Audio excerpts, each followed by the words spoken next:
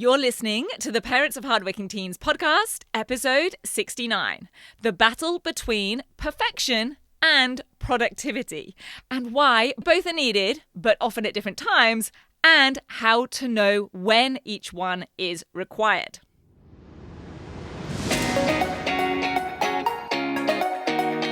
I'm Katie Jones, and with over 15 years in education as an award-winning high school teacher, international external examiner, and as a study coach, I've helped thousands of students skyrocket their results and confidence. And this podcast is where I share all my insights, tactics, and tips with you, the parent, so you can help your hardworking teen get happy, smart, and successful in their study, and have you both enjoy the journey along the way.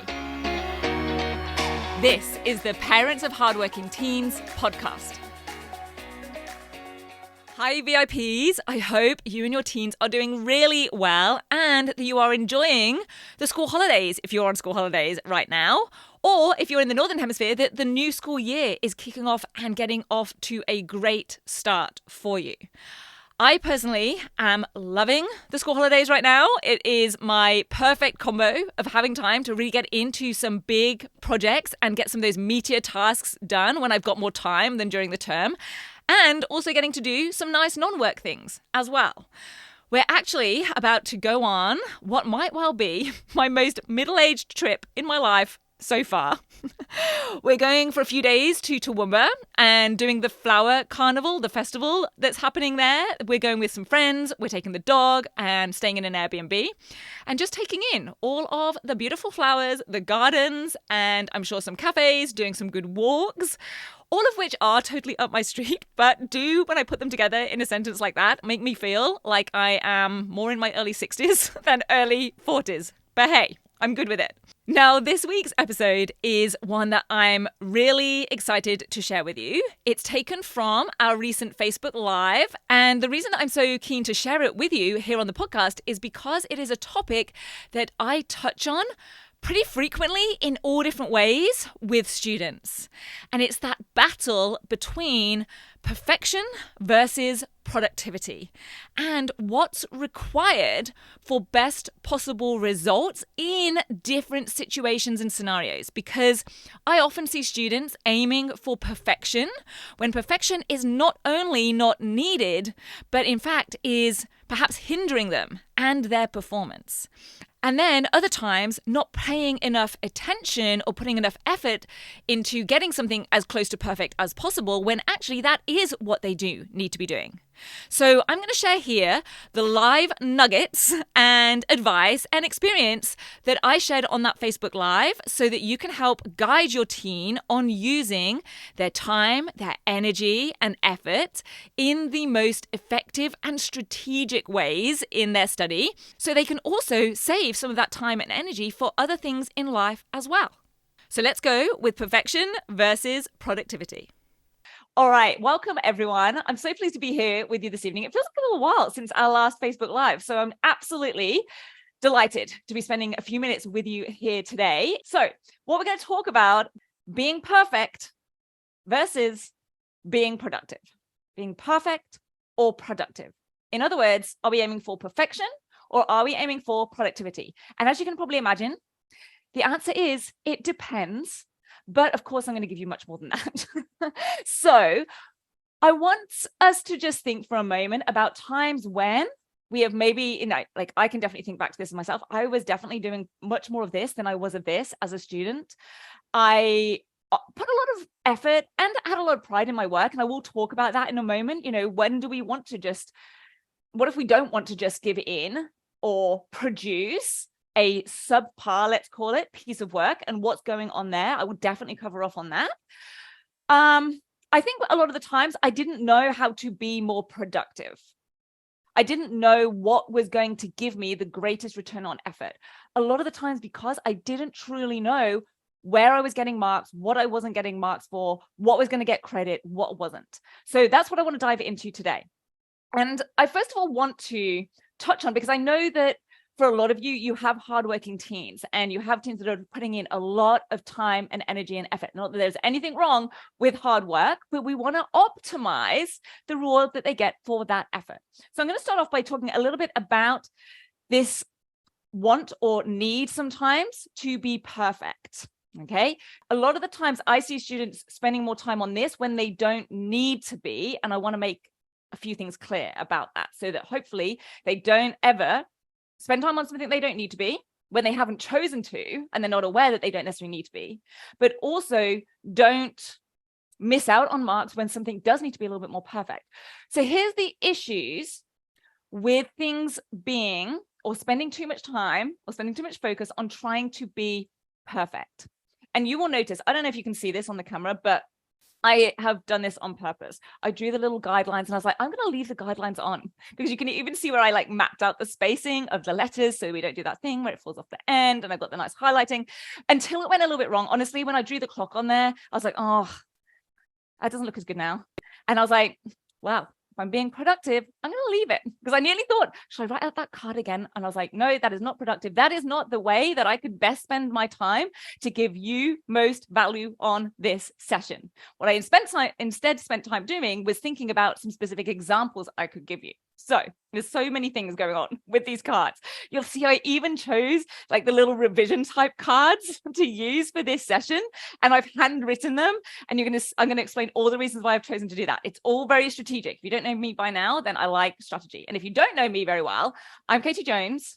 I have over 17 years experience in education as an award-winning high school teacher, as previously a private tutor, as a exam board marker and scrutiny panel member and writing panel member and coursework moderator.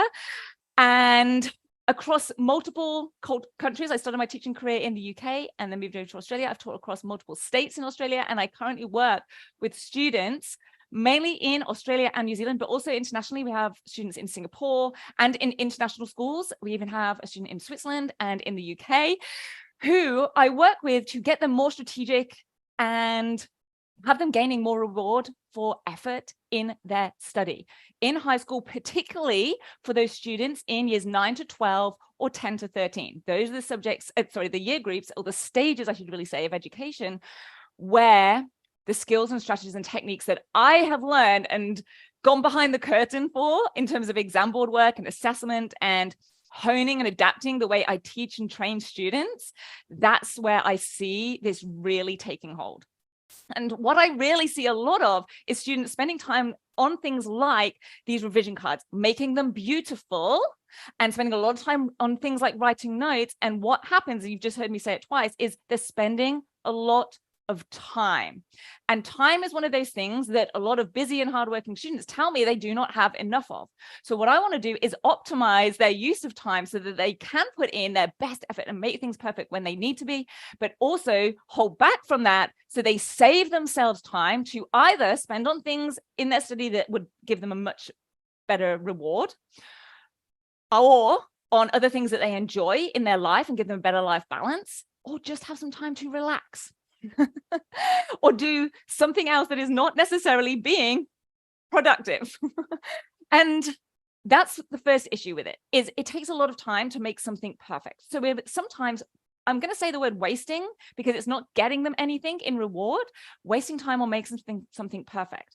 The other thing I see happening with this is what I call perfectionist procrastination.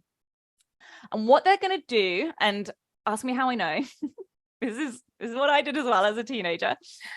And let's be honest, still sometimes do on some things today, just making something look beautiful, because very likely those little tasks, those little actions on making something perfect, most likely and very often have a lower cognitive load than the things that are truly going to move the needle.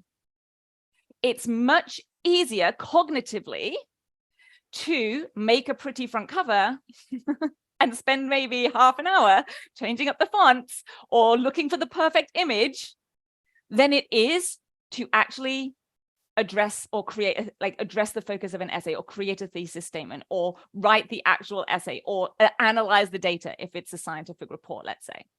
let me tell you, there are no marks given for a beautiful front cover on a science report. Just needs to have what it needs to have on the front, the end. So that is what I call perfectionist procrastination. We're spending time on things trying to make those perfect when we really deep down know we probably should be digging into something else. Now, there is nothing wrong with wanting something to look a high standard, but we can make things look high standard without just by, being sophisticated and clear and neat without having to spend hours on them. And the other thing I think that's important to mention is this whole idea of like, but I want it to look at its very best. Now, as I said earlier, there's nothing wrong with that. And we've got to admire that in students, right? When they have high standards for themselves. Again, this was me to a pretty large extent. But the one thing I do want to emphasize with that is that they are making an informed and reasoned and a decision. I want to say an informed and reasoned decision based on full awareness. That's the real word I wanted to get across there. Are they truly aware that this is going to do nothing or next to nothing for them? Because also the students I see sometimes making those decisions and having those really high standards for themselves, which, like I said, I completely understand, and there's not necessarily anything wrong with it, but they're the ones that are also very often getting stressed because they have so much to do. So I just want it to be a very reasoned and clear decision based on awareness of what is really going on. And if they still choose that they want to spend their time on that thing, that's okay, as long as they like the reason that is based on, and it's not detrimental to other things that are happening for them. Okay, so I wanted to mention that.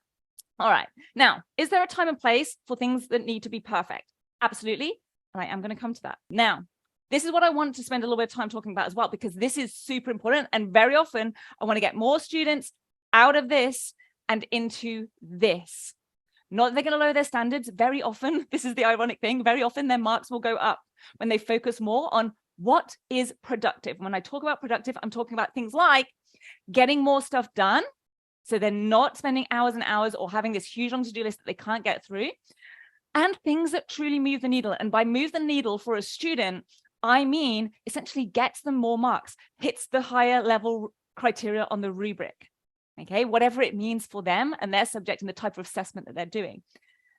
And very often will reduce their stress because they're getting more things done. And very often when we're thinking about being productive, because I'm going to tell you what that really involves, it means that they're a lot more confident in what they're doing. They're not just dashing it off and thinking it will do. It's from a very informed and confident position.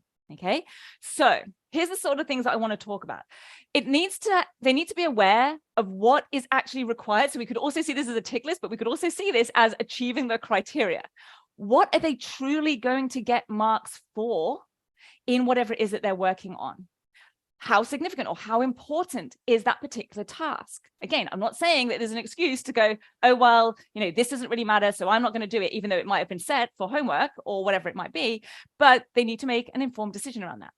Is, let's just say, finding more evidence required in, let's just say, something like their research? I'm going to come to research in just a second.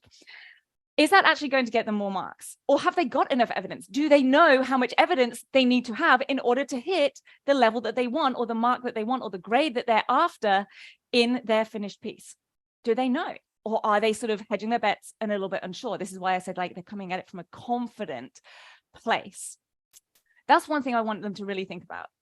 Where am I getting marks? What do I need to do? And do I know what I need to do to hit some of those criteria?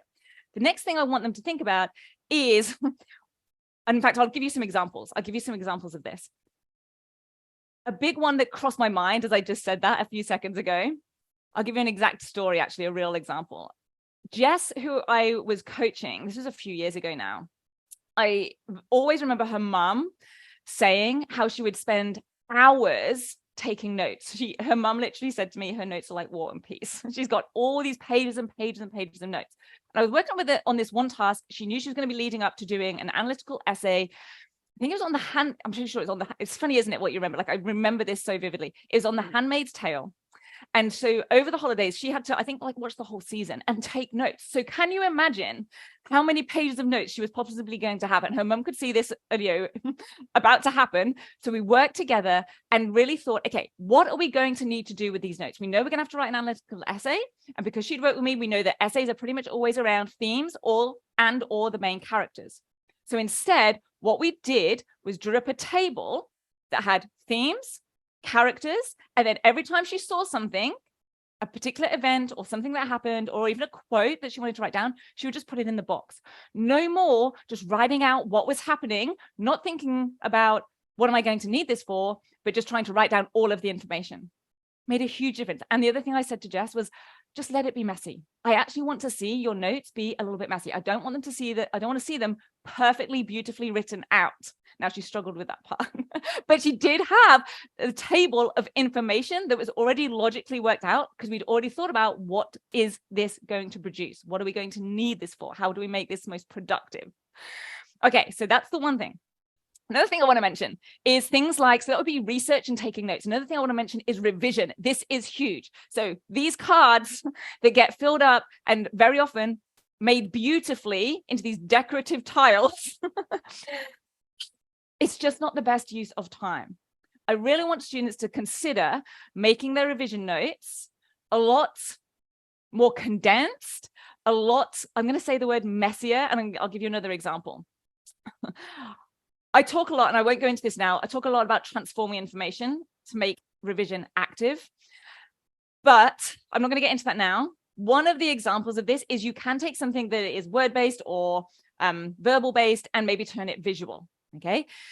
And one of the examples that I used to do this for students is when I was teaching geography. I vividly remember, this is why this works, because it sticks in your head. I vividly remember us having to do, it was like the impacts of intensive farming. And for me, like, this was not an interesting topic to teach. I presume that it probably wasn't very interesting for the students to learn. Now, I loved and still do love the subject of geography, but there are some subtopics in there that are not my favorite. So as one of the things, I ended up drawing out like this farmland, and I drew animals. Now you can imagine what that looked like on the board. Let me in fact, I'll give you a little snippet secret here. I'm not creative. I cannot come up with original art, but I'm not a bad drawer. You give me something to copy, like a still life or a picture in a book, I think I'm an actually okay drawer, okay? But I would intentionally draw them bad on purpose. I drew them bad on purpose because then the students laughed and they remembered it. They remembered, back then I was Miss Price, they remembered Miss Price's terrible drawing of the cattle or whatever else was going on. And we did it together and it was great. But we changed the information from the dry textbook into something visual. We labeled it up, we annotated it with the actual issues, but they remembered it because A, we transformed the information, and B, it was a terrible bad drawing. Now, I could have tried to draw a work of art on the board. It would have taken us twice as long. It would have taken them twice as long. I told them they had to make their drawing as bad as mine because I didn't want the students spending hours drawing beautiful works of art of farmland. I wanted them to get the bare basics on the page so they could focus on the concepts. Okay, the last thing I wanted to mention on that, around the revision and around this idea of drawing or handwriting everything. Now, if there is a real reason that they've had maybe medically or psychologically diagnosed for them where they should be doing that, then of course that's absolutely fine and follow any direction, professional direction that has been given. But in general, a lot of the reasons students give me for typing is A, it looks neater, especially if they do have untidy handwriting, and B, they can get more down on the page. It is faster to type if they're a good typer than it is to handwrite. But this is exactly one of the reasons why handwriting is more efficient and effective when it comes to getting down information or revising. It's basically that. I'm going to just think of how to put this succinctly because there's so many things I could say on the whole handwriting versus typing debate.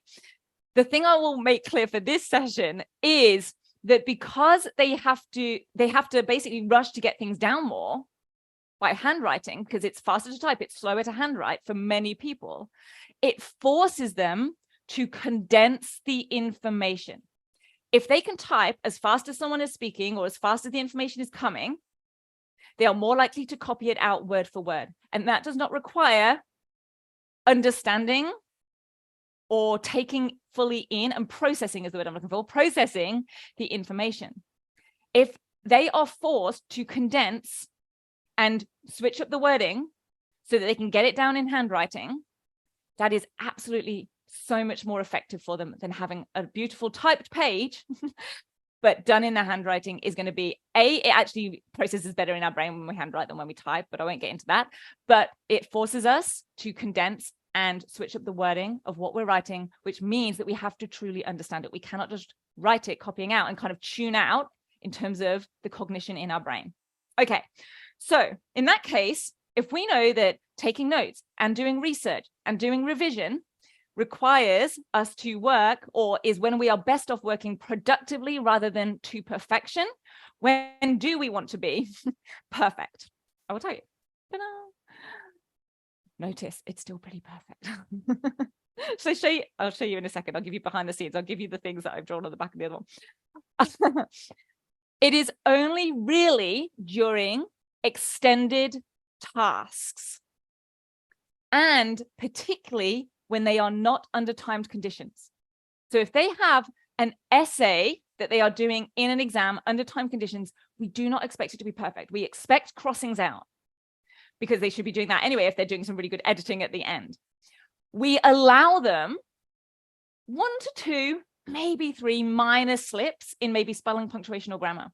Okay, especially if it's English. If it's a different subject, they're going to be allowed more. Okay, we usually do take into consideration quality of written communication for large extended responses or essays, even in other subjects, but that is not worth, it's not worth taking up time on the actual concepts that we want to be getting in and the quality of the actual content and the concepts and the linkages and the case studies that they're using. If it is not in time conditions, they do need to aim for perfect. They want to proofread, they want to edit, they want to check everything. Again, they might be allowed 1 or 2 minor slips, but it's not going to be much more than that if it has not been under time conditions. They've been able to proofread everything. As long as we can read their writing, it does not have to be beautiful handwriting, as long as we can read it. So again, think about time conditions. We tend to have to write faster. Not a problem, as long as we can literally work out what the words say. And let me tell you, we get pretty good at that after many, many, many, many years of marking. Okay, so that is when we really want to aim for perfection. Every other time, we can pretty much get away with being productive. Now, that means we do need to be aware of what we're being marked on and what's going to get us marks and what isn't. But we want to work on things that mean that we get things done and we achieve the marking criteria. So these are things that move the needle and are going to be productive and give us a high return on efforts. These tend to be things that we might be working on for ourselves or individually. And I will also say in short responses on exam papers. Short response questions do not need to have full sentence, beautiful answers written. They need to get to the point and answer the question. Okay, there's a lot more I could say on that, but that's going like drifting off into exam technique. And I won't spend time on that today. So we're talking about being perfect, being or versus being productive. When we want to choose one over the other, very often we want to go for this. I told you that I would show you my little sketches on the back of this one. This is my example of a terrible, I don't even know, is it a horse? Is it a cow? Is it Superman? Who knows? So we've got turning in lengthy notes into a more productive format that is also faster to do. We've got thinking about drawings, and if it's not a piece, we're not literally in art, sketch it, make it basic, annotate it. Often it'll be more memorable if it's terrible. And handwrite instead of type. Okay, enough with the cards. I would love to take any of your questions. That was quite a long bit of talk by me for these. I don't often do it that long on a Facebook Live, but I ended up with lots that I wanted to share. So those are the ways that I see students spending way more time and effort on making things perfect than they need to be doing, or in my opinion, should be doing. And also those tasks where they do need to be aiming for something at least close to perfection. And after that bit of teaching and sharing on the Facebook Live, we then went to open Q&A and I answered some fantastic questions and we got into some nitty-gritty details. So you can catch all of that, including the Q&A and my responses, on the Facebook Live recording. It is posted on the Rock Solid Study Facebook page, so you can head over there. It's literally at www.facebook.com/rocksolidstudy. And make sure to like and follow the page so that you can get updates on our next live session. I host these open live Q&A sessions on the third Wednesday of each month, and I would love to have you join us at our next Q&A. Have a brilliant rest of your day. I will meet you back here next week for a special audiobook style episode that I have for you. So I'll see you then. Take care. Bye. If you're ready to have your teen achieve their best possible results with less stress, then I want to invite you to enroll them in the 10-week Grade Transformation Program, where they're going to learn the key concepts, skills, and strategies to catapult their performance in assessments and exams. It's risk-free. They either achieve bigger and better results with a whole lot more confidence in 10 weeks, or we refund you in full. Just head over to www.rocksolidstudy.com/program and I'll see you there.